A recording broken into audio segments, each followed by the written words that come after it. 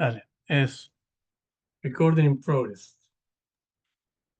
Ya, atento, atento acá. Ya, dale nomás. Sí, acá Ya, igual, hoy acá día somos toca, dos. hoy día, ah, Es que aquí estoy yo con mi hija. Entonces ya, valimos por perfecto, dos. valen dos, exactamente. Oye, estábamos, nos tocaba ver en esta clase, nos tocaba ver a Hegel, básicamente en filosofía, pero enmarcado, ¿cierto?, dentro de un movimiento muy interesante, ¿cierto?, que ocurre en en el mundo, ¿cierto?, porque la Europa del siglo XIX es el mundo. Eh, Básicamente, ¿cierto?, lo que conocemos por romanticismo. Entonces yo les había advertido ya que de alguna manera nos íbamos a detener un poquito en en este movimiento cultural, ¿cierto?, intelectual, artístico, filosófico del romanticismo, ¿por qué? Básicamente porque es un movimiento que sigue hasta el día de hoy. Todavía todo el progresismo actual, ¿cierto?, tiene connotaciones románticas. No lo saben, no lo han leído, ¿cierto? No están emparentados con el conocimiento, pero lo llevan a cabo, ¿cierto? Como si estuvieran los genes. Ahí hay un fenómeno interesante, ¿cierto? Porque sin saberlo están reeditando la historia. ¿Ah? Y que tiene que ver, ¿cierto?, con esta oposición a lo anterior, ¿cierto? Generalmente cuando hablamos de progresismo, estamos hablando de un movimiento actual, ¿cierto? Siglo XXI, que se opone, ¿cierto?, a los grandes maestros, se opone, ¿cierto?, a los padres, se opone, ¿cierto?, a eh, lo antiguo, ¿cierto?, el maestro, etcétera. Ya, eso no es nuevo, eso viene del siglo XIX, ¿cierto? Y es lo que vamos a ver ahora. Por tanto, le debemos nuestro siglo, que algunos dicen que estamos en el XXI, pero esto es una especie de extensión del siglo XX todavía. Le debemos, ¿cierto?, todo al siglo XIX, como el siglo XIX le debe al XVIII y el XVIII al XVII, etcétera. Inevitablemente uno es raíz, ¿cierto? Uno necesita las raíces. Nuestras raíces están profundamente, ¿cierto?, arraigadas en el siglo XIX. De hecho, los dos grandes movimientos intelectuales y filosóficos importantes del siglo XX, como son el marxismo por un lado y el psicoanálisis por el otro, se lo debemos al siglo XIX. Por tanto, ahí tú vas a tener, ¿cierto?, toda una gama de filósofos, de psicólogos, sociólogos, antropólogos, etcétera, del siglo XX, que deben sus raíces al siglo XIX. Y a este periodo que es el romanticismo, ¿cierto?, que se da entre, dime, hay dos una con dos N y una con tres N. ¿Cuál eres tú? Perdón, creo que se conectó dos veces, pero ahora lo arreglo. No, dale, dale. Pareciera que tuviéramos más gente. No hay problema. No hay problema con eso. Ya, el siglo XIX parte en 1800, ¿cierto? Por tanto, el filósofo que tenemos ahí entre varios, ¿ah? No son, no es solamente Hegel, pero Hegel es como el más relevante, el más grande, del que nos acordamos al inicio, ¿cierto?, del siglo XIX. Su gran obra, la gran obra, ¿cierto?, de... alguien me escribe acá, ¿ah? La gran Alita, ya, perfecto.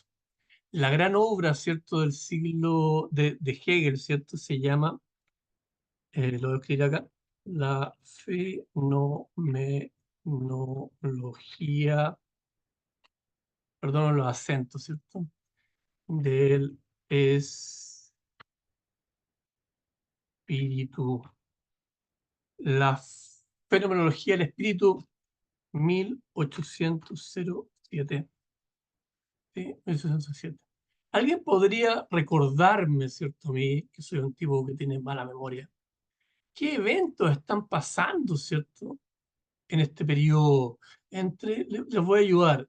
Entre el 1789, que fue la Revolución Francesa, ¿cierto? Y en 1815, que fue... no, pues ahí le estaría regalando la respuesta, digamos. ¿Qué está pasando, cierto? Cuando escribe Hegel, cierto, en 1807, su gran obra, La fenomenología del espíritu. ¿Qué está sucediendo en Europa? ¿Alguien se recuerda del colegio, digamos? Eh, Claudio, Alita. No me acuerdo, la Lea. verdad.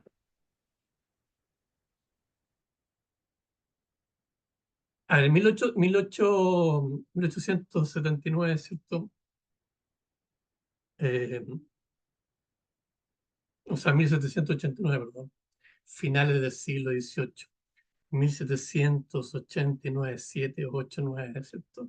Sucede la Revolución Francesa. ¿Sí? ¿Qué sucede después de la Revolución Francesa? Casi al tiro, casi luego, unos pocos años, ¿cierto? De terror y sangre, ¿cierto? De muerte, decapitaciones. ¿Ah?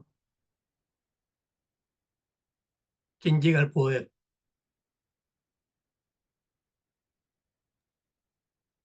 Llega como un nuevo sistema económico. No, no, no, al poder. ¿Quién llega al poder después de la Revolución Francesa? Después que se acaba, ¿cierto? Este periodo oscuro, ¿cierto? Y terrorífico. ¿Qué pasa después? ¿Quién viene después? ¿Quién toma el poder? Dijo, y dice, basta, partimos de nuevo. Dijo. Perdón, estaba comiendo. Napoleón Bonaparte no llega después. Napoleón. Exactamente, muy bien. Napoleón Bonaparte. Napoleón Bonaparte. Napoleón Bonaparte genera, ¿cierto? Ya no revolución, ¿cierto? Sino que un orden desde 1782 en adelante. ¿Cierto? Son unos poquitos años después de la Revolución Francesa, 3, 4 años, le cortan la cabeza a Robespierre, que por otro lado Robespierre, quizás podemos tener alguna clase específica de Robespierre, porque Robespierre, junto con Marx y junto con Nietzsche, han sido muy mal interpretados, pésimamente interpretados, sobre todo Robespierre, que se lo tiene como un sanguinario, cuando en realidad no era tanto. Tipo lo que proponía era la libertad y los derechos, ¿cierto?, de la revolución para todos, incluidos los esclavos. Y ahí estuvo su error. Ahí estuvo su error. ¿Cachai? Por eso le cortaron la cabeza. Ah, los esclavos no pueden tener los mismos derechos, ¿cierto?, que la gente. Ah, Robespierre es muy interesante. Pero, Hay que verlo pero no incluía a en la las filosofía mujeres. francesa. ¿Ah? No incluía a las mujeres. No, las mujeres todavía no. Las mujeres se demoran un poquito más. Pero Robespierre ya está metiéndose en la pata de los caballos. ¿Cierto? Porque ya los esclavos, que son un montón de gente, digamos las colonias, acuérdense que en el tiempo había un montón de colonias, eh, significaba, ¿cierto?, una pérdida económica importantísima, ¿cierto? Es que era Por cambiar tanto, la todo el gente sistema económico, po. se niega, sí, se niega, ¿cierto?, a que los esclavos sean esclavizados y Robespierre, ¿cierto?, apuntaba que los derechos humanos eran para todos. Yo creo que si lo dejáis un poquito más y llegan las mujeres al tiro. Lo dejáis unos meses más, y te aseguro, ¿cachai?, que llega el tema de las mujeres. Pero le cortaban la cabeza justo a tiempo, por tanto no sigo con eso. Pero Napoleón recoge básicamente todos los grandes ideales, ¿cierto?, de la revolución, de la libertad, y los esparce, ¿cierto?, por Europa. Eso es lo bueno que tiene Napoleón, ¿cierto? Que en el fondo el tipo, al ser un eh, ambicioso, codicioso, todo lo que queráis, ¿no? ¿Cierto? El tipo, como quiere que esta cosa sea un imperio, al pasar por los otros países, ¿cierto? Pseudo países, parece que Alemania ni siquiera era un país, ¿no? Va llevando, ¿cierto?, las nuevas instituciones revolucionarias. Por eso Hegel le tiene tanto cariño, digamos. Y cuando él está escribiendo este texto, ¿cierto? Que es su gran texto, en 1807, es el mismo momento. De hecho, él dice que está escribiendo las últimas palabras, ¿cierto? De este texto, cuando escucha los cañonazos, ¿cierto? De Napoleón entrando en Jena, que es donde él estaba, ¿cierto? En la mitad más o menos de Alemania, en el centro de Alemania, digamos, en la invasión, ¿cierto? Que está haciendo Napoleón hacia el oriente, ¿sí? Por tanto, él, ¿cierto? Está muy feliz, ¿cierto? De que esta cosa suceda. Recuerden a Kant, recuerden que Kant, les comenté, ¿cierto? Kant, el único día en que el tipo no fue un tipo estructurado de reloj fue para la Revolución Francesa. O sea, lo que hay acá, ¿cierto? Es una continuidad. Lo que hay en el romanticismo hegeliano tiene que ver, y que hay algunas cositas, ¿cierto? En Kant también, tiene que ver, ¿cierto? Con esta rebelión. Hay una rebelión, ¿cierto? En contra del antiguo régimen, ya sea reyes o lo que sea, pero además tiene que ver con una rebelión contra la ciencia, una rebelión contra un tipo de ser humano que había instalado Descartes, ¿cierto? 300 años atrás, 200 años atrás, ¿cierto? En 1600. ¿Ah? Donde había dicho la razón, ¿cierto? Es lo que rige, ¿cierto? La realidad. Por tanto, Kant sigue la línea cartesiana, pero Hegel se aparta ya completamente, ¿sí? Aunque toma algunas cosas de Kant, lo vamos a ver más adelante, pero se aleja, ¿cierto? Completamente, ¿sí? El romanticismo se aleja de la ilustración. Hay un tema contra la ilustración. Y ya no queremos ser ilustrados, no queremos leer libros. Piensen en cómo es ahora. ¿Ah? Piensen en el momento actual, en que hay una especie de reedición, ¿cierto?, de la historia. Eh, Ortega y Gasset decía, ¿cierto?, que la historia es cíclica, ¿cierto?, va avanzando, pero en espirales, ¿cierto? Por tanto, lo que está sucediendo, ¿cierto?, hoy día es una especie de reedición de lo que ya sucedió en el siglo XIX. Hay muchos avances tecnológicos, científicos, económicos, ¿cierto? El capitalismo se asienta, el capitalismo, ¿cierto?, ya es una fuerza poderosa, ¿cierto?, que además tiene a la ciencia exacta, ¿cierto?, detrás de ella. Entonces, estos románticos se van a eh, liberar, se van a, ¿cierto?, a rebelar en contra de estas cosas tan encuadradas, ¿cierto?, de la ciencia. ¿M? Básicamente que vienen de la ciencia, de la ilustración, que Kant defendía tanto. ¿Sí? Ya Kant decía, acuérdense de sapere aude, atrévete a saber, y para él la mayoría de edad comprendía ese tema. Si yo ya no le voy a hacer caso, ¿cierto?, a la naturaleza, no, yo voy a aprender por mí mismo, voy a dirigir mi vida por mí mismo, ¿cierto? Por tanto, ¿cierto?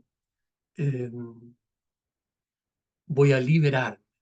El periodo del romanticismo tiene que ver con eso, tiene que ver con una especie de liberación del cuerpo, de los sentimientos, de las emociones, ¿cierto?, en contra de la razón.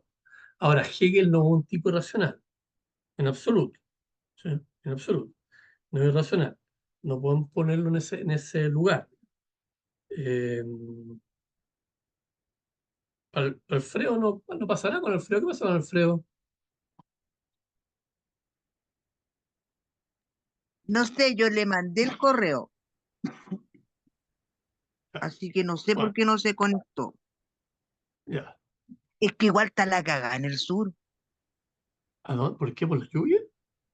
Sí, pues hay partes donde están sin luz.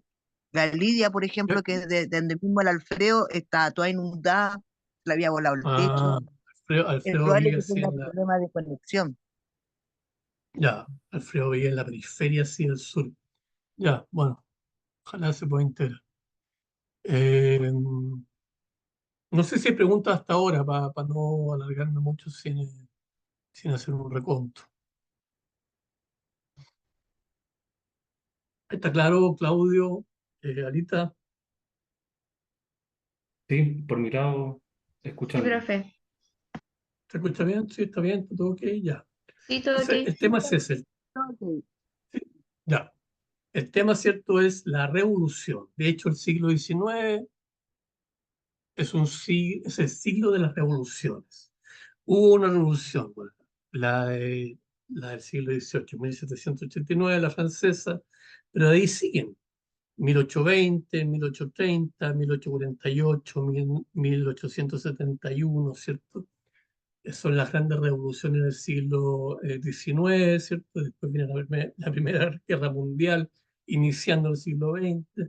La verdad es que son tiempos bastante álgidos, de mucho movimiento, ¿cierto? Y tiene que ver con eso, tiene que ver, ¿cierto?, con que en el siglo XIX, principio del siglo XIX, ¿cierto? Estamos en plena revolución con respecto, ¿cierto?, a al orden establecido. El capitalismo ya está establecido y la gente se revela, ¿cierto?, contra este nuevo orden. Aparece, ¿cierto?, ya un tiempo atrás, ya el concepto de pobreza, de miseria. Los grandes poetas, los grandes pintores, los grandes, ¿cierto?, artistas en general, ¿cierto? Están innovando, creando algo nuevo. ¿Para qué? Para distanciarse de esta cosa racional. Aparecen los sentimientos, las emociones, el cuerpo, ¿cierto? Todo eso durante la primera mitad del siglo XIX. Tenemos a un Beethoven, tenemos a Wagner, tenemos a Goya, ¿cierto?, en pintura. Toda gente que vivió finales del siglo XVIII, principios del XIX, están ahí justo en la mitad, ¿cierto? Nacido en el 1780 y tantos, sí, muriendo, ¿cierto?, en el 1820 y tantos, 30 y tantos. Entonces, tenemos un montón de gente, tenemos a Goethe, ¿cierto? Goethe, ¿cierto?, es uno de los propagadores, ¿cierto?, del tema del romanticismo, sin decirlo tal, así tal cual. Bueno, tenemos la obra de Hegel, ¿cierto?, en 1807, ¿cierto?, el inicio del siglo XIX y el romanticismo. Para que quede claro, el romanticismo como movimiento, nosotros que somos modernos le ponemos nombre a las cosas. El romanticismo parte a principios del siglo XIX y está hasta la mitad, o sea, 1800, 1850. Sin embargo, esta influencia continúa, ¿sabes? Lo que le acabo de decir, ¿cierto? Se manifiesta, ¿cierto?, de alguna manera en las postrimerías, ¿cierto?, del siglo XIX y logra llegar hasta el día de hoy. Porque es una forma de pensamiento, ¿cierto? Finalmente siguen siendo los dos polos, la razón o los sentimientos, la razón o las emociones, la razón o el cuerpo, la misma idea platónica todavía, ¿cierto? En el romanticismo se va a negar esta cosa, va a negar la cosa platónica, va a permanecer en la apariencia, en el cuerpo. No queremos saber más de lo que la apariencia nos dice, ¿sí? Van a ser impetuosos, van a ser tormentosos, porque las emociones así lo son. No sé, Schiller, por ejemplo, ¿cierto? Schiller es un tremendo poeta. María Schiller, la esposa, ¿cierto? Creó Drácula, ¿cierto? Ahí tenéis el tema de los vampiros, el tema, ¿cierto?, de esta cosa de ultratumba, de mantener el cuerpo, esta cosa anticlerical, ¿cierto?, anti-iglesia. Todo eso se da en la primera mitad del siglo XIX. Es tremendo, digo, ¿cierto? Byron, ¿cierto? Un montón de poetas que van a renegar de Dios y van a sustentar este asunto de el ponerse en peligro. Ahí entendemos un poco a Nietzsche, ¿cierto?, que está escribiendo un poquito más hacia nosotros, digamos, pero que está influido por todos estos autores, ¿cierto? Eh, Stundrag. Stundrag. Ok, es un movimiento importante en Alemania. Toda esta cosa alemana, ¿eh? Toda esta cosa surge en Alemania. ¿Alguien me se atreve a preguntarme por qué?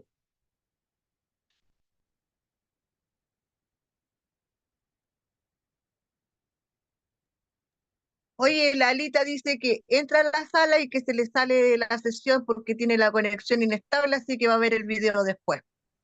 Estamos como Se los, aburrió. Ha estamos entrado y salido como, dos veces. estamos como los. Pero la tengo ahí, pues la Ann está ahí, me aparece ahí. Sí, No, pero yo no soy la Alita. misma, yo soy Ah, no otra. es la misma. ¿Y tú eres qué? ¿Tú eres otra? ¿Eres Sí, otra Lita? sí, yo soy Ana. Ah, ya, ya, perfecto. Entonces tú quédate acá. Sí, Ya. estoy No, aquí. estoy hablando de Alita Cabello. Ella siempre está en las sesiones, Sí, pero sí, ahora no sí, se sí. puede meter porque su conexión Sí, está no, no mala. importa. ¿A qué le importa Hegel? Digo? Sí, sí, está bien. Es que está Sturm und terrible Dragger. porque no volvió a entrar. Está enojada. Si ella quería estar en esta sesión. Sí, no, no importa. Bien. Bueno, esto queda grabado, me imagino, ¿cierto? No es tiempo perdido. Sturm und Drag. Ah, Claudio, ¿cómo está tu alemán, Claudio? Fuerte. Nine. No, yo pienso que O surge en Fidense. Alemania. Se me ocurre que surge en Alemania, por lo que comentaba en un par de clases, de que los alemanes son buenos filósofos, pero Ah, malos racionales. sí, exactamente. El romanticismo es alemán, ¿cierto? Eso nos duele mucho porque como españoles el alemán es un idioma mierdoso, no, no, no, qué difícil, qué lata, ¿cachai? Porque en el fondo hay el alemán, o sea, el alemán en realidad no es difícil, la pronunciación y todo eso, sí, pero el alemán es un idioma para cabros chicos, lo que hace el alemán es meterte en una palabra todo lo que esa palabra, ¿cierto? Todo, pues no sé, pues si yo quiero, ¿cierto? Parece que hablamos una vez, si yo quiero definir, ¿cierto? Lo que es una copa de vino, la palabra me lo dice todo, me dice esta es una copa de vino, y eso es una palabra, ¿sí? Entonces, debería ser simple, ¿cierto? Debería ser, o sea, de hecho, muy simple, de hecho, para que los cabros chicos entiendan En al el tiro. Mapudungún también hay una palabra que tiene, varias palabras que tienen significado de muchas cosas. Por ejemplo, imagen Directo, reflejada en el agua es una palabra. Así, y tú le exacto, pregunté qué exacto. significa esto, significa imagen reflejada en el agua. Entonces son como idiomas complejos. Esa es la idea, por el fondo o sea, la idea es que para el que sabe el idioma sea lo más fácil posible. Y eso significa que la palabra no puede ser abstracta, sino que la palabra tiene que indicar exactamente el objeto, tal cual, tal cual. ¿Cierto? Entonces, para ello es muy sencillo, es muy sencillo. Nosotros inventamos palabras raras, porque venimos del latín, porque somos del español, ¿cierto? Es una lengua romance, ¿cierto? En el Roma. Entonces, nuestras palabras están derivadas, son derivaciones de otras palabras.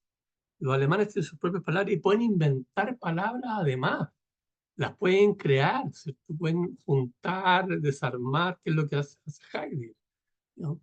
Bueno, el Sturm und Drang es un movimiento completo, ¿cierto? El Sturm und Drang significa, ¿cierto? Tormenta e ímpetu, tormenta e ímpetu. Y lo que va a significar eso es en literatura, en pintura, en escultura, en lo que sea, es eh, el ponerse en peligro, ¿cierto? En una situación tormentosa. La típica, ¿cierto? En el cuadro de Friedrich, lamentablemente no lo bajé, el tipo mirando, ¿cierto? Que está de espalda mirando hacia las olas que están reventando, ¿cierto? Sobre las rocas, ¿cierto? Es como pararse ahora. Mañana va a haber marejada, ¿cierto? En Valparaíso, mañana y pasado. Si los que puedan ir, yo voy a ir a hacer un Sturm und Drang. Voy a ir, ¿cachai? es pararse frente a la roca y ver, ¿cierto?, cómo las olas estallan, ¿cierto?, frente a ti. Básicamente ese es el sentimiento, es lo sublime, ¿cierto?, de Kant, esta belleza natural, ¿cierto?, peligrosa, que te obliga a quedarte ahí, ¿cierto?, para poder ser testigo, ¿cierto? Bueno, todos los momentos románticos va a jugar con el terror, va a jugar, ¿cierto?, con el peligro permanente. eh, y esto se va a convertir en un movimiento, como es un movimiento artístico. El Sturm und Drang es un movimiento artístico. Y tiene que ver con eso precisamente, ¿cierto? Con pintar, escribir en los bordes, ¿cierto? En los bordes, en el peligro mismo, ¿sí? Todo eso es muy romántico. Eso es romance. ¿Cuál es la mejor manera, Claudio, piensas tú, de morir en una época romántica, siendo un romántico? Pero morir literalmente o... Sí, no, no, aquí no hay dobles estándares, pues, Claudio. O te morí o te morí. Entonces, la idea es cómo morir, incluso ahora, hoy día, cómo sería una muerte romántica. Ya, es que pregunto porque habíamos comentado en clases anteriores que el morir o renunciar a morir era como renunciar a ciertas cosas. También se podía interpretar así. No, no, no, En- estoy hablando de la muerte. Estos románticos son gente extrema, son extremistas. Son extremistas, son Oye, gente una muerte subversiva. así podría ser como el suicidio de Alfonsina Storni, por ejemplo. Se Ah, la podría tomar Alfonsina Stormy es romántica, completamente. O sea, la Stormy, la Pizarnik, ¿cachai? Toda esta gente que se suicida por nada, po. Porque finalmente por nada, por una cuestión porque si tenés depresión endógena te creo. Pero suicidarse sí porque el mundo no te... eh, porque no podéis calzar en el mundo, era el tipo de suicidio, ¿cierto?, del siglo XIX. Pero la pregunta es ¿cómo? ¿Cómo me suicido? ¿De qué manera? ¿Stormy? ¡Wow! Mega suicidio. En el mar, ahogada, ¿cierto? ¿Qué significa ese Sí. término? Disculpa. ¿Stormy? ¿Cómo? ¿Perdón? ¿Qué es No, significa no, el ese? nombre de No, una no, no. escritora, Es una poetisa, una escritora una poeta argentina, una escritora argentina. argentina que al verse desahuciada por el cáncer, ella ordena todas sus cosas y deja incluso una carta que dice, si alguien me llama, dile que no vuelvo. Y se tiró al mar. Prefirió suicidarse a seguir, porque ya había tenido una batalla contra el cáncer y había vuelto. Entonces, la mina ordenó todos sus cuentos, ¿cachai? Y chao, se acabó. Y se tiró al mar y la encontraron por parte. Incluso hay una canción que le dedica a Mercedes Sosa a Alfonsina y el mar. Sí, sí, sí. Claro, el suicidio básicamente es la manera de morir de los románticos. Y ahí tú tenías un montón de fórmulas. Las fórmulas más dramáticas son las fórmulas más románticas, digamos, ¿cierto? Pero en el fondo tiene que ir, o sea, la de la Stormy, ¿cierto? Que hay algunas caricaturas, ¿cierto? Respecto a que tú se fue metiendo en el mar, digamos, en las olas y se ahogó, digamos, ella misma, ¿eh? En el mar. Lanzarse a un precipicio, pero en esa época, estamos hablando de 1800, 1850, hay armas. Por tanto, ¿cierto? Los tipos se pegaban un tiro, se suicidaban por un amor no correspondido. El mejor amor para un romántico es el amor no correspondido. ¿Por qué?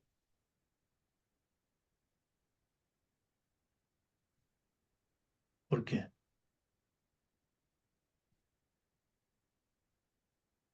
Puta, no,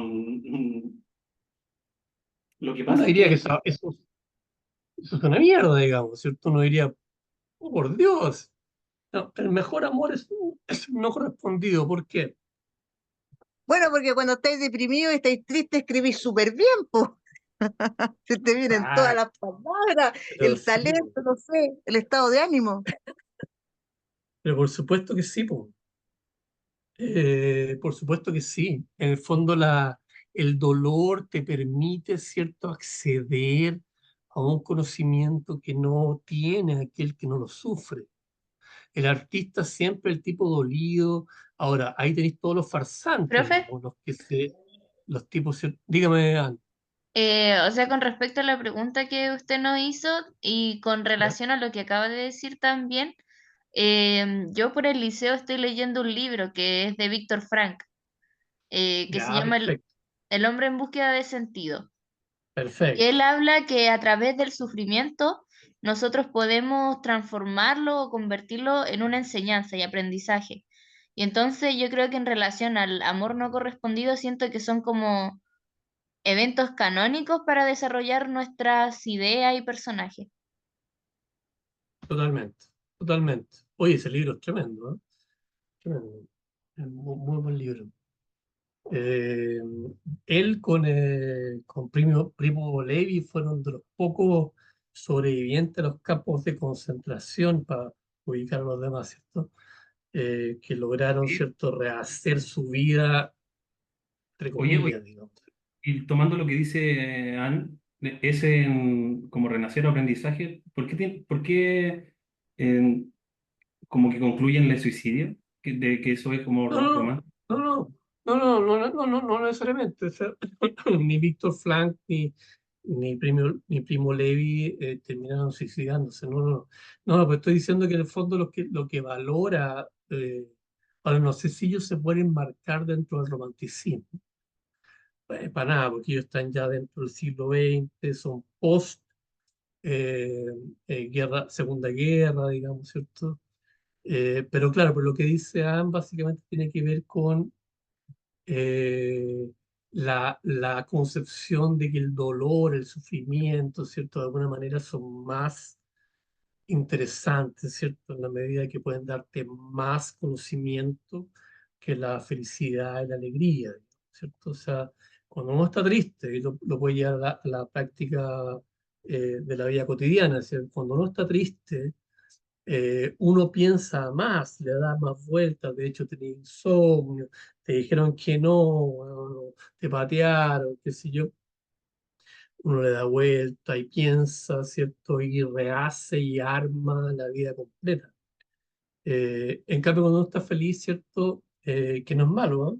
No es malo, hay un tipo que se llama Clément Rosset, a mí me gusta mucho, un filósofo que se suicidó, se suicidó, pero bueno, era muy alegre. El tipo plantea básicamente Irónicamente, la idea de que, ¿ah? irónicamente se suicida. Irónicamente, claro, dice, ¿y para qué me leí todos estos libros? Bueno, pero mientras tú lo vas leyendo a Clement Rosset, te embarga una alegría, en el fondo el tipo está diciendo, cuando uno está feliz, no piensas en nada más que en el momento de la felicidad, estás ahí, estás en el presente. Eso es lo que quería Clement Rosset, estar en el presente. Y para eso lo mejor es ser feliz. Porque cuando tú estás triste, te puedes hacia atrás, hacia adelante, hacia atrás, me abandonaron, hacia adelante, nadie me quiere, etcétera. Y armas un cuento. Y eso para un artista, para alguien que es capaz de llevar eso a un texto, a una pintura, es fantástico. Es, ahí hay es un semillero, digamos, ¿cierto? Por eso hay tanto artista sufriente. Tenía Beethoven, sordo como una, y ser como un topo, ¿verdad? Que esos de ciegos, ¿sí? Sordo, ¿no? Y escribiendo unas cosas increíbles. ¿Ah? Pero también tenía a Wagner, en el mismo siglo. Y Wagner es un tipo que la pasó bien, digamos, en su vida. ¿Cachai? Aristócrata, nunca le faltó las monedas, nada. Tenía bueno, Bach es más antiguo, pero tenía ciertos personajes que convivieron, ¿cierto? Modigliani, ¿cierto? El pintor convivió con la pobreza y tenía un Picasso, ¿cierto? Que tampoco lo pasó muy mal, digamos, estamos hablando de finales del siglo XIX. Entonces, hay gente que valora, es Baudelaire, ¿cierto? Gente que valora la pobreza, la falta de oportunidades, ¿cierto? Además que siempre tienen el suicidio y como posibilidad de salir cuando la cosa sea insoportable, eh, una fuente de conocimiento, una fuente de conocimiento. ¿Qué va a decir Hegel para conectarlo con la filosofía? Efectivamente, la contradicción, ¿cierto?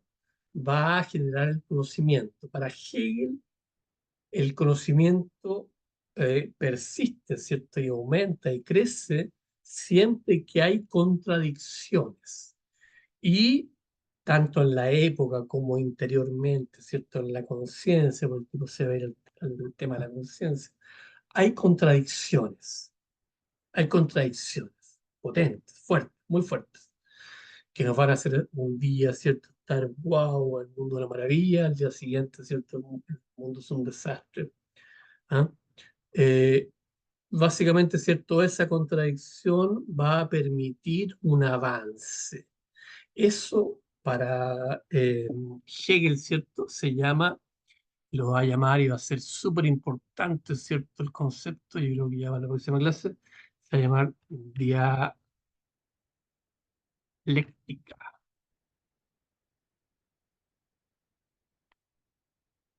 La dialéctica. Cuando ustedes escuchen a eh,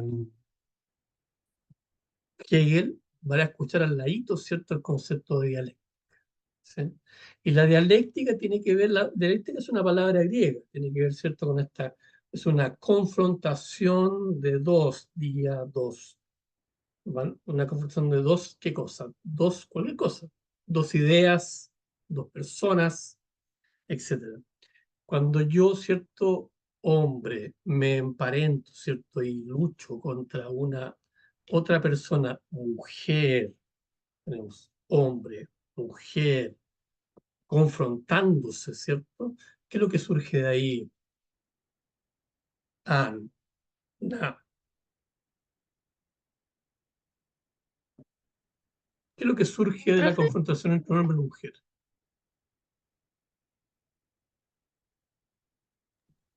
no sabría decirle, profe. No, no, pero Surge algo en nuevo, la, digamos, Claudio, surge algo nuevo, ¿qué podría ser completamente nuevo que no fuera ni yo ni ella? un hijo. Una Exactamente, pollez. exactamente. Eh, en el fondo, ¿cierto? Es un ejemplo extremo, digamos, pero tiene que ver con, para clarificar, cuando hay una lucha de fuerzas distintas, sumamente distintas, ¿cierto? Surge algo nuevo que sería esto, la historia completa, ¿cierto? La humanidad para Hegel funciona en términos dialécticos. Siempre hay lucha de fuerza entre energías, materias, ¿cierto? Lo que sea. En este caso, ¿cierto? Un hombre y una mujer, ¿cierto? Del cual surge un hijo que no es ni el hombre ni la mujer, sino que es algo completamente distinto. Ese hijo, a su vez, ¿cierto? Tiene relaciones con otro personaje que puede ser hombre y mujer, y de ahí surge otro personaje más que es distinto, pero igual a los que van para atrás, ¿cierto? ¿Se entiende, no? A eso voy. En el fondo, toda la dialéctica tiene que ver con esta lucha de fuerzas, si hablamos en términos políticos, por ejemplo, ¿cierto? Que surge, am, a ver, en términos políticos, dictadura, no hablamos de está problemático hablar de dictadura hoy día. Hablemos, ¿cierto?, de monarquía y revolución, para estar en la época. La Revolución Francesa, monarquía, Luis XVI, ¿cierto? Am, revolución. ¿Qué surge de ahí, de esa lucha entre monarquía y revolución? ¿Qué surge? ¿Qué viene? ¿Qué aparece? Que es distinto, pero contiene los opuestos. Un nuevo sistema político. ¿Cómo se llama? Ana? ¿Cómo se llama el sistema político nuevo? Democracia. No, No, la Podría democracia ser nunca. algo ¿Aló? burocrático. Mm,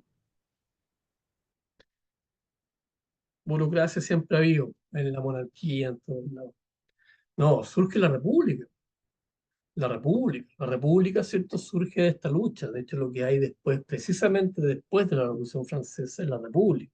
Después se convierte, ¿cierto? Nuevamente en un imperio, ¿cierto? El imperio napoleónico. Y después vuelve a ser monarquía y después vuelve a ser, ¿cierto? República, hasta el día de hoy. Cuando ahora hablamos, ¿cierto?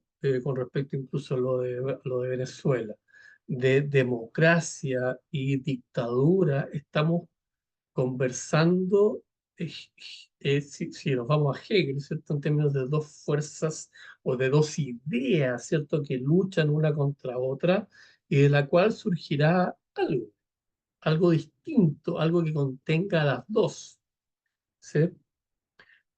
Por eso la realidad, ¿cierto? Según Hegel, no es estática, ¿cierto? No tiene que ver con ideas que estén de una vez y para siempre, sino que estas ideas se van modificando, ¿cierto? En el camino a través de esta lucha de fuerzas. No se van debilitando, se van modificando, ¿cierto?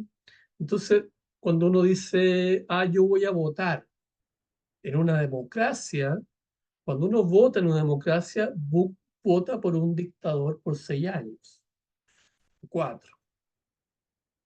Uno podría pensarlo de esa manera. En el fondo yo voto por, no sé, aquí en Chile por Boric, pero no le puedo estar diciendo a Boric cada cosa que quiero.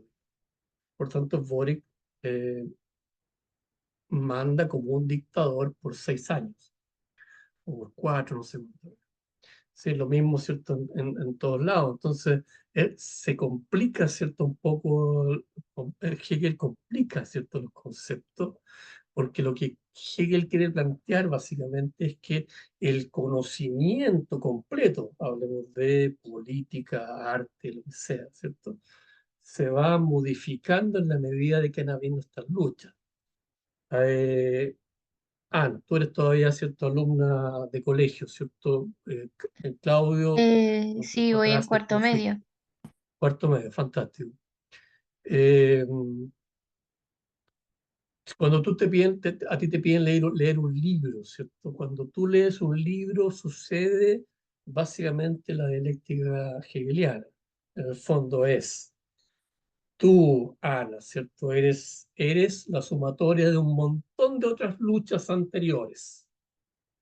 Y ahora te enfrentas a Hegel porque tu profesor de filosofía es un maldito carajo y te hizo leer, ¿cierto? A Hegel, ¿cierto? Entonces tú te enfrentas a Hegel. Eres tú, Ana, ¿cierto? Y Hegel son dos fuerzas distintas. Ambas fuerzas quieren mantenerse, ¿cierto? Siendo lo que son, pero Hegel va a decir que el impulso, ¿cierto? Vital los hace luchar, todo es lucha. De ahí después Marx va a sacar la lucha de clases, ¿cierto? Bueno, pero todavía no llegamos a Marx. Hegel, tú, la fenomenología del espíritu. Tu profesor te hizo leer los 3 primeros capítulos. Y luchan, y te cuesta, y es molesto, y es desagradable, ¿cierto? Y no podía entenderlo, ¿cierto? Y tú Es que la, comprendes que si lo lees, disculpe que la interrumpa, es que la mayoría de libros de filosofía son como así, como que uno como que se enreda, le da rabia y tiene Ya, que como ya, ya. releerlo. Ya, ahora Hegel es increíble. Claro, hay otros que en el fondo lo que pasa es que uno ha perdido la costumbre de leer, porque hay filósofos que simplemente escriben mal. Ese es su tema, pero uno los puede entender con introducciones. Lo hemos visto, Claudio, ¿cierto? Y Neda en estas clases, digamos. Uno puede entender de otras maneras, ¿cierto?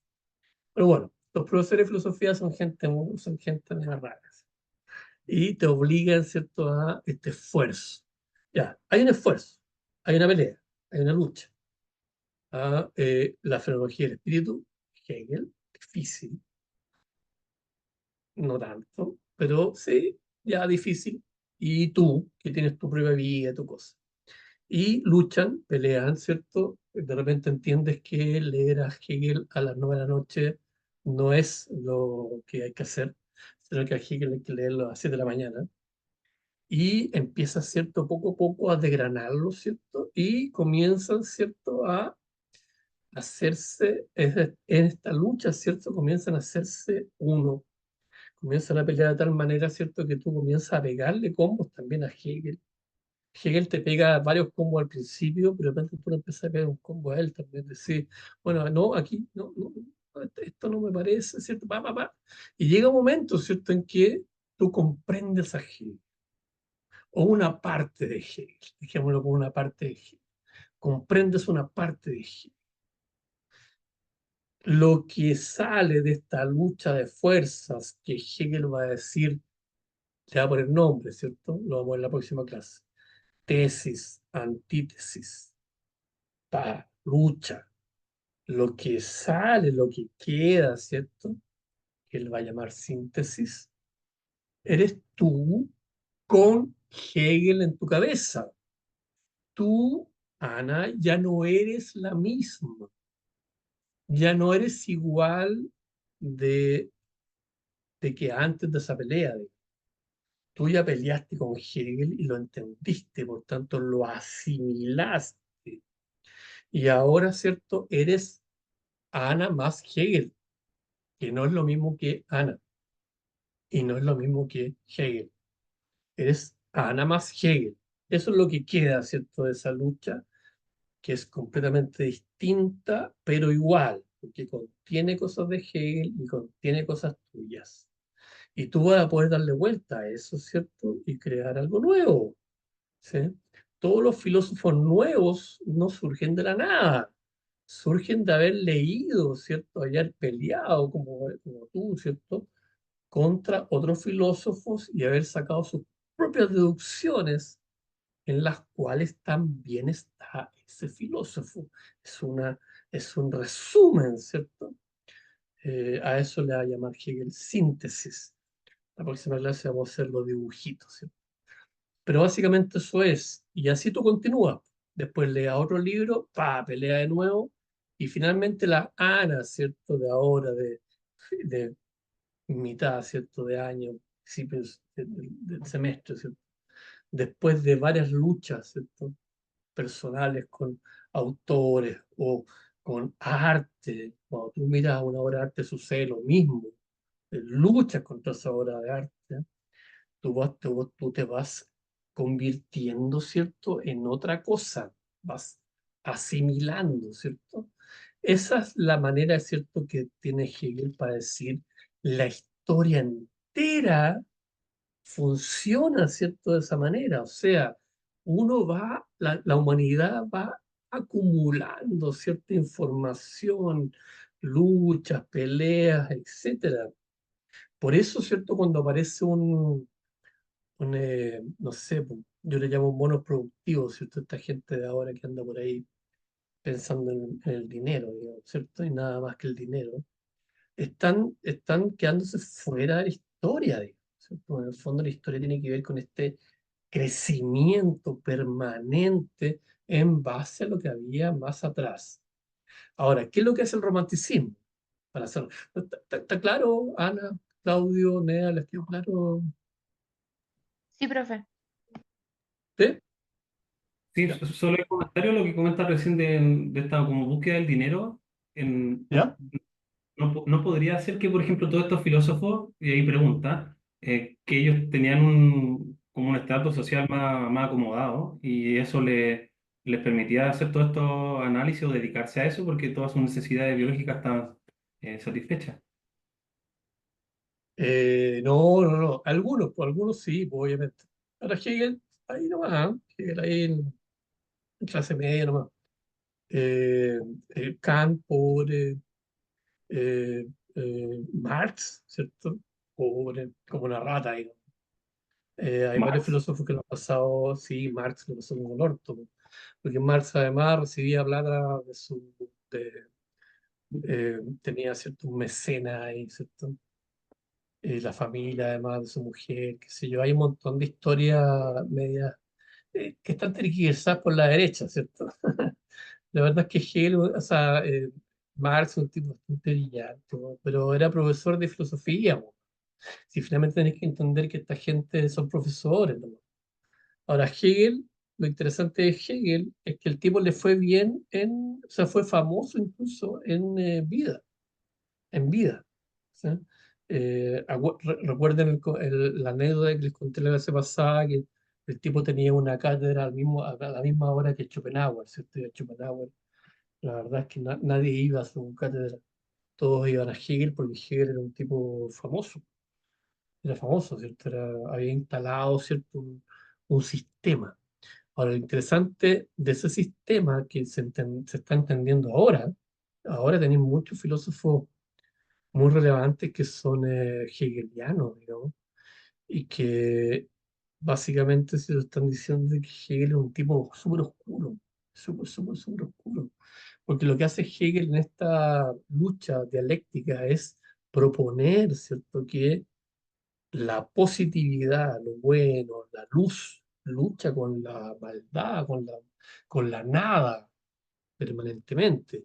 Y si no existe esa lucha, no hay progreso de la conciencia. Y por tanto, la nada es necesaria, incluso más necesaria que la materia o la luz, digamos, ¿cierto?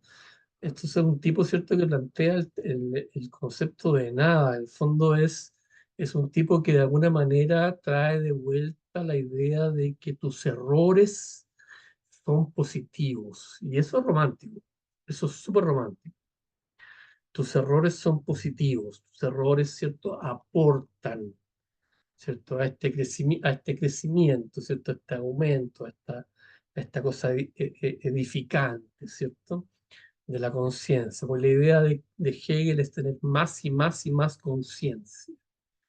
Onda, por ejemplo, lo que haces tú, Claudio, es súper encomiable, digamos, lo que tú haces en venir a una clase, ¿cierto? Repitiéndote muchas cosas que ya hemos visto otras veces en el pasado. Es súper encomiable, es súper interesante, porque en el fondo tú estás, ¿cierto?, entendiendo no, en ese momento no fue el momento, y ahora de nuevo, ¿cierto? Por lo tanto, estás de alguna manera, ¿cierto?, admitiendo un error extraordinario. Si hiciéramos todo ese ejercicio que tú haces, el mundo sería muy distinto, ¿cierto?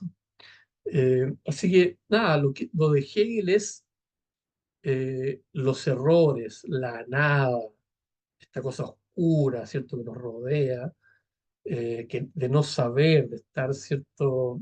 Imagínate las cosas, lo que alcanza a ver tu mirada y alrededor, ¿cierto?, es oscuridad, ¿cierto? Esa oscuridad permite que esto se dé.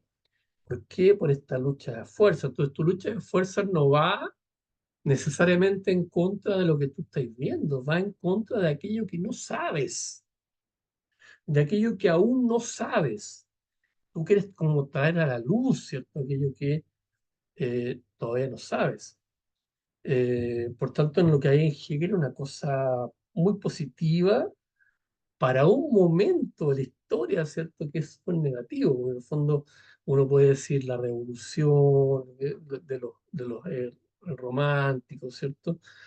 Pero Hegel tenía un sistema, y contra eso se va a rebelar Nietzsche a finales del siglo XIX, ¿cierto? Nietzsche va a leer a Hegel, obviamente, y va a negar, ¿cierto?, esta cosa de que toda esta lucha va hacia arriba, de que hay un progreso. Nietzsche va a decir, no, esta lucha puede llevarte, ¿cierto?, a el despeñadero. No hay, ¿cierto?, una dirección. Bueno, todos sabemos que ya Dios quedó hace rato, ¿cierto? Está por allá, entonces no hay planes, no hay sentido. El sentido lo das tú, digamos, ¿cierto? En esta misma época está escribiendo Kierkegaard, ¿cierto? Que es el primer existencialista, ¿cierto? Entonces es una época, esto no drag, ¿cierto? Ese tormenta e ímpetu, ese me voy a ir en contra de la tormenta, voy a, ¿cierto?, luchar. ¿Vieron, no sé, por la escena, ¿cierto?, de Forrest Gump, ¿cierto?, cuando el Lieutenant Dan, ¿cierto?, está arriba del bote y le dice a Dios, ¿cierto?, se pelea con Dios. Ah, esto es todo lo que tiene, ¿cierto?, frente a la tormenta. Ya, eso es súper romántico, ¿cierto?, esa escena. La tormenta y tú ahí en peligro, echándote en contra de Dios, ¿cierto?, peleando con Dios. Eso es súper romántico. Entonces el tema es, una vez que Dios se fue, digamos, y la tormenta se acabó, eh, ¿qué es lo que nos queda después, ¿cierto? Ellos mantienen esta idea, pero esta idea dura 50 años. Y es importante, como para ir cerrando, ¿cierto? La idea de volver a un tiempo mejor. Lo que hacen los románticos siempre es la idea de volver a un tiempo mejor. Todo tiempo pasado fue mejor, ¿sí? ¿Y en qué están pensando? Están pensando en Napoleón. Ahí está. Están pensando en la revolución, están pensando, ¿cierto? Después de, no sé, por 1830, 1840, ¿cierto? Están pensando en Napoleón que muere o que Waterloo, ¿cierto? En 1815. Están pensando 20 años atrás, ¿cierto? Es como nosotros ahora pensar no sé, pues en los inicios del año 90, digamos, ¿cierto? Todo tiempo, y viven en eso, viven en ese retroceso, ¿cierto? Y algunos se van más atrás y piensan, ¿cierto?, en el renacentismo, ¿cierto? Incluso en la Edad Media, hay algunos que se van incluso mucho más atrás. Entonces el arte tiene esta cosa, ¿cierto? Esta cosa movible, eh, tremenda, ¿cierto? De movimiento, pero hacia atrás, siempre hacia atrás. Es como que el progreso, no me gusta el progreso, no quiero nada que tenga que ver con el progreso, ¿cierto? No sé, dudas, preguntas, por favor.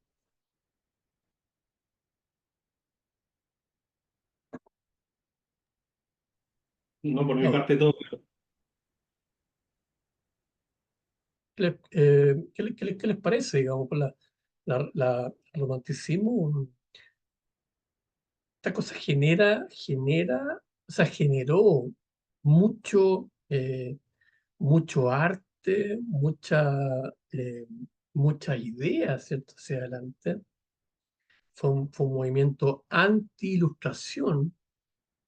Parece que con Kant, ¿cierto?, la ilustración está en su máximo. Esto es anti-ilustración, ¿cierto?, anti-ciencia. Eh, Como le digo, ¿cierto?, las artes son importantes porque ellas de alguna manera recobran el tema del dolor del cuerpo, ¿cierto?, la poesía, ¿cierto?, literatura, etcétera, están marcadas, ¿cierto?, por el romanticismo. Las novelas, la novela es un concepto que surge a finales del siglo XVIII y se diversifica, ¿cierto?, increíblemente en el siglo XIX, en el romanticismo. Las novelas románticas. Voy a hacer una pregunta, no tiene nada que ver, pero no sé, igual tiene que ver. Pero romántico, ¿de dónde viene esa cosa? Estamos hablando del romántico, hemos hablado todo y no hemos definido. ¿De dónde viene la palabra romántico?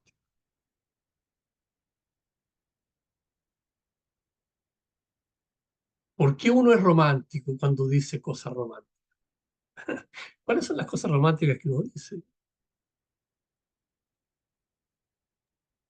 Porque toma las cosas que vienen de atrás, del pasado, o pensamientos anteriores. Ya, digamos que el amor, ¿cierto? Es un temazo que no tiene que ver con la ciencia ni con nada, ¿cierto? El amor romántico cuando habla de esta cosa del amor, cuando el amor es como inmortal, ¿cierto?, atemporal, etcétera. Pero más, la palabra romance,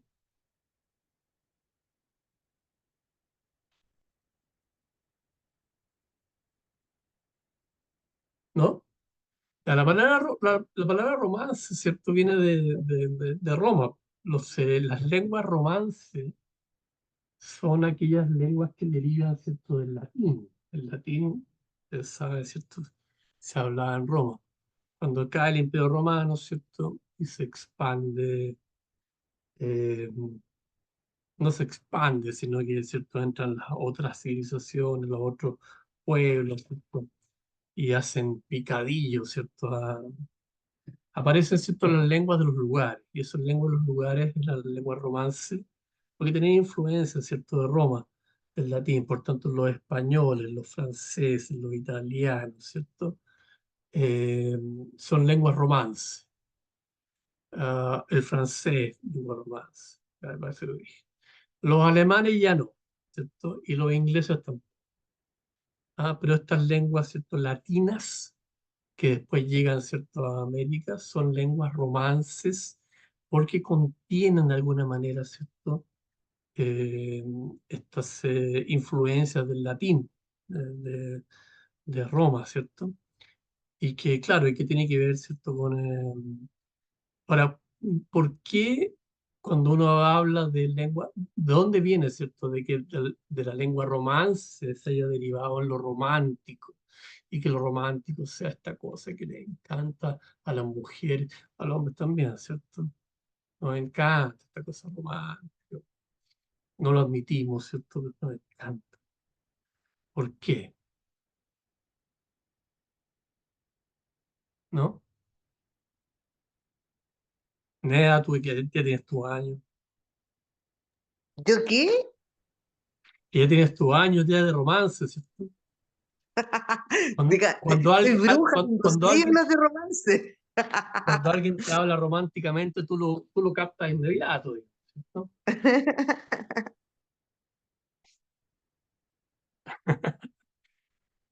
Anne, muy chica todavía, ¿o no? Digamos que sí. Digamos que sí. Ya. Bueno, dicen por ahí, ¿cierto?, que eh, las palabras, ¿cierto?, llegan a las mujeres mejor que a los hombres. O sea, a la mujer se la seduce a través del oído. Eso estoy diciendo un cuento que escuché por ahí, ¿cierto? Se la seduce por el oído. Por tanto, las palabras son importantes.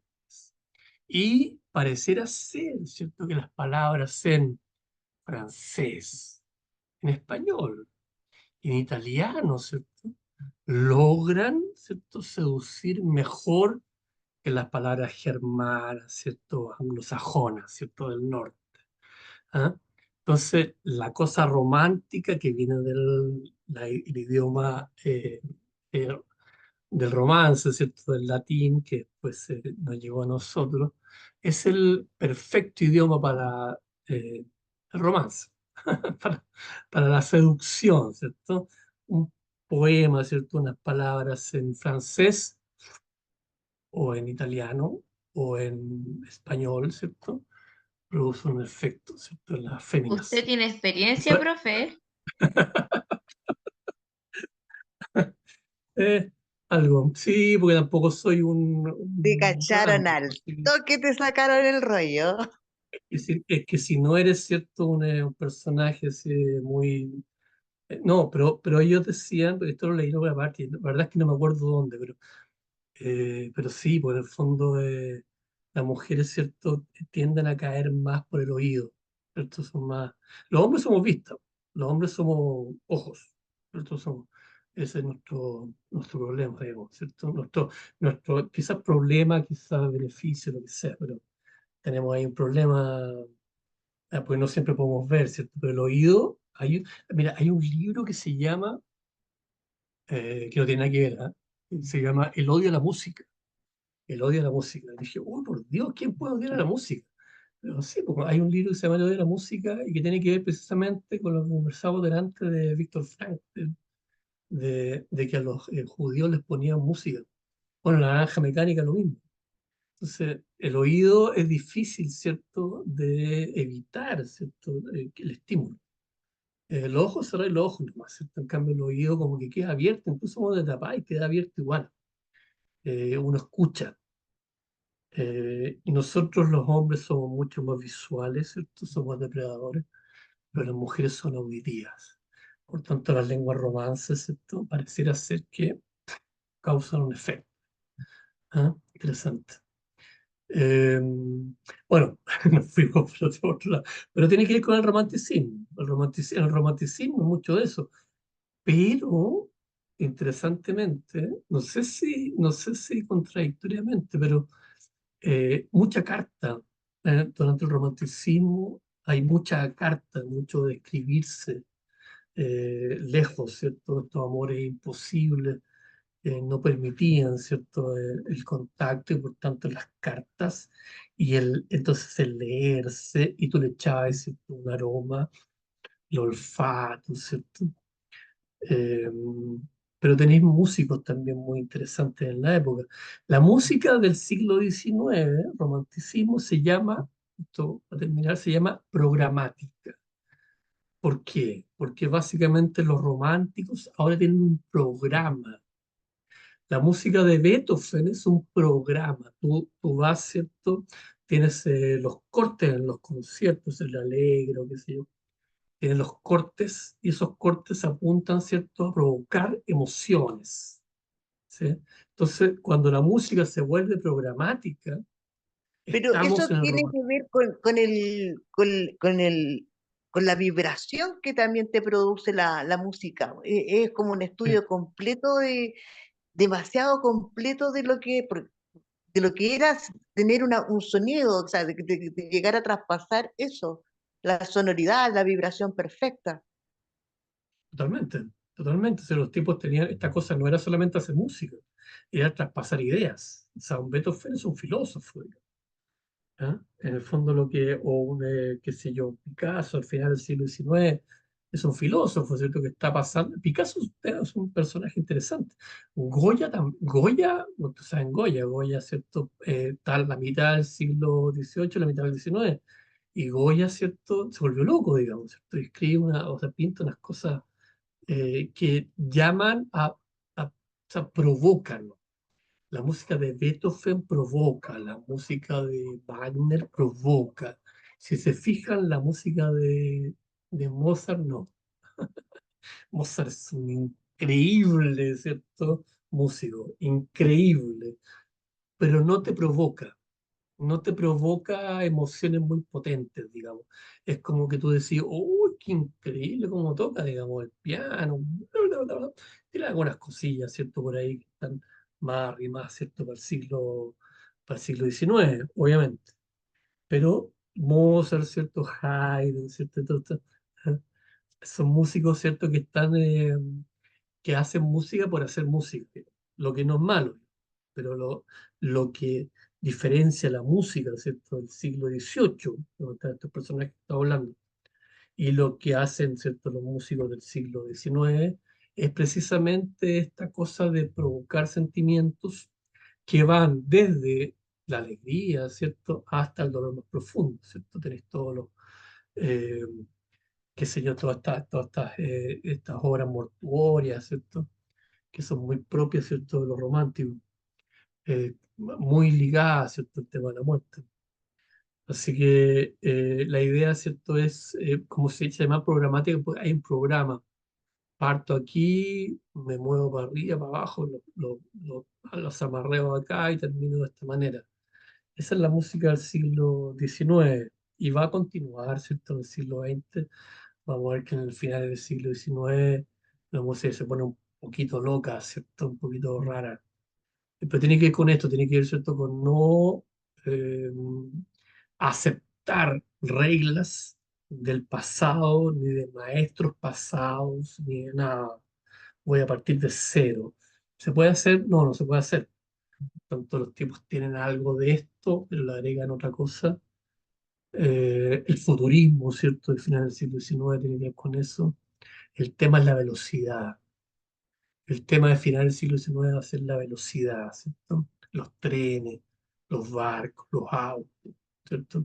La tecnología, etcétera. Entonces los románticos un poquito antes estaban precisamente en contra de todo este crecimiento económico, ¿cierto? Este crecimiento material, ¿cierto? Propio del capitalismo, que después va a inundar todo el siglo XX.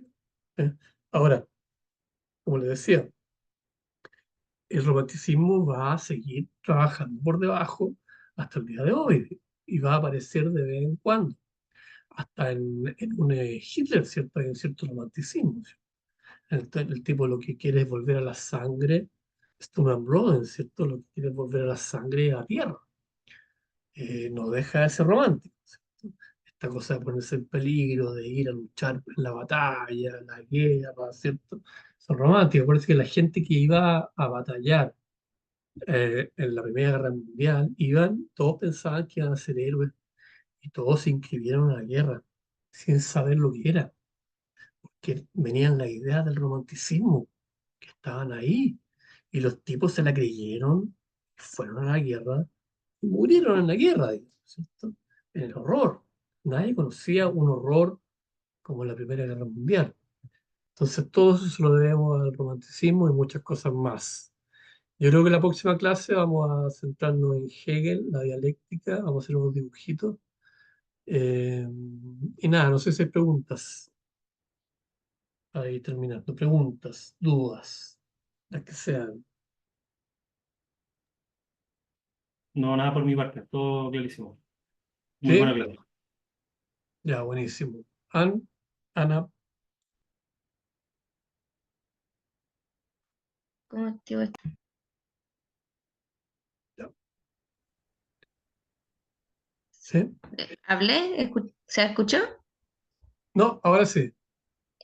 No, profe, ninguna duda. Todo claro. Ya, perfecto. ¿Qué estáis viendo ahora en el colegio? ¿Qué materia de filosofía? En filosofía, como le comentaba, recién terminamos de leer el libro de Víctor Frank, del hombre en búsqueda del sentido. Y hicimos un Ya, control sobre eso, pero anteriormente también estábamos viendo la teoría de John Rawls. ya, economía. Pero como tema, como general, ¿están en qué unidad están En sí viendo? no nos da como un tema general, sino como que siempre nos da libros o cosas para investigación. Ya, Rawls es espectacular. Ese tipo hay que leerlo Sí, dándole. sí. Eh, eh, buenísimo. Ya, buenísimo, ya. Pero han visto, vieron Hegel, Kant y para atrás, ¿cierto? Sí. eh, Tendría que revisar mi cuaderno, pero me acuerdo más de Nietzsche, pero no de Heidegger, no habíamos visto nada. Ya, vamos a ver a Nietzsche más adelante de todas maneras. Ya, listo, pues los Ya, profe. libero. Ah, que Oye, esté muy todos bien. siempre se acuerdan de Nietzsche, weón. A nadie se le olvida Nietzsche. No, Nietzsche es un superstar, superstar. Eh, Ya, estamos, pues. Ya, profe, ¿Ah? chao, cuídese. Chao, chao, que esté muy bien. Chao, Chao, muchas chicos, gracias. chao. Chao, nos Pendiente. vemos, chao.